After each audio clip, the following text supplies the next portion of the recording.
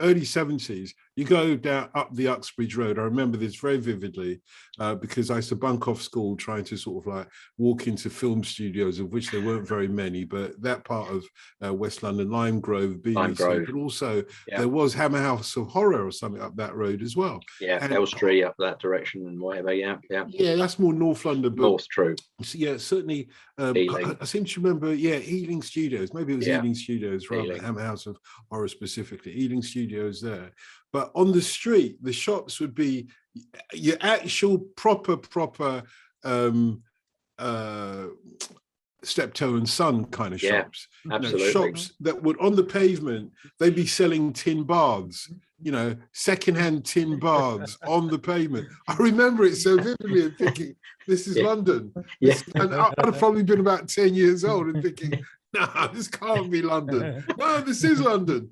But do you see what I mean? Now, I do. Now, if you try to get a tiny studio flat in Shepherd's Bush, it will probably cost you the best part of £500,000. Exactly. The neighbourhood's changed, but the team's kind of gone backwards. Whereas I remember late 80s, I was living in the London borough of Hanwell, West Ealing. And I remember my landlord one day, he arrived with a couple of his goons, and he put in a partition in my room. Half the size of my room, so I can get someone else in there. The amount of money I can get, I can get someone. I'm halving your room. Fantastic. You could do that in them days. Yeah, nobody cared.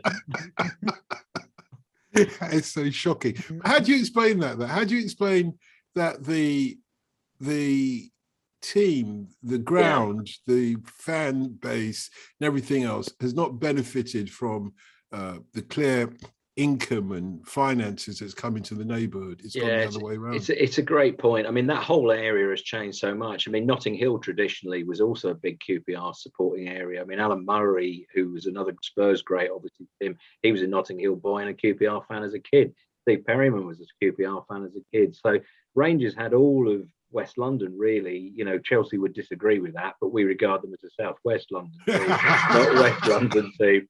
I've always regarded Chelsea as from Crawley. Well, they're a Surrey team. Harsh. Let's be honest, they're a Surrey team, really, aren't they? Well, I've always regarded them as an oil company. Am I missing something?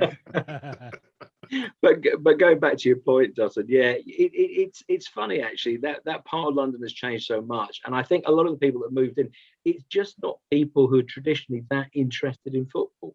Whereas other clubs have picked up new generations of support. Rangers have got a very hardcore and a very loyal support, but it's never grown that much. And what I always say is you rarely meet an armchair QPR fan. If they're a QPR fan, they go. They're Typically, they go. They're not armchair fans, but there's not vast numbers of them.